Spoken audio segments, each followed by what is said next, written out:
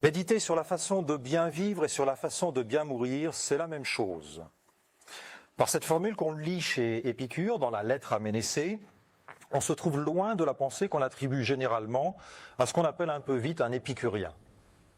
Selon l'usage courant, vous savez en effet qu'un épicurien, c'est un homme qui profite de la vie dans le sens où il sait goûter tous les plaisirs qui se présentent à lui, qui aime bien manger et bien boire, qui ne conçoit la vie que comme une suite d'occasions de goûter à toute nouvelle expérience prometteuse. Dans une formule ramassée, on dirait de l'épicurien que c'est un bon vivant, qui a le souci d'enchaîner les plaisirs à la file pour ne pas perdre de temps. C'est dans cette optique qu'on rapproche toujours le mode de vie épicurien du fameux carpe diem dont on a tendance à transformer le sens en général. Selon cette formule qu'on trouve chez Horace, il faudrait n'avoir qu'un seul souci, cueillir le jour. C'est-à-dire saisir chaque moment de plaisir qui se présente parce qu'on ne sait pas de quoi demain sera fait.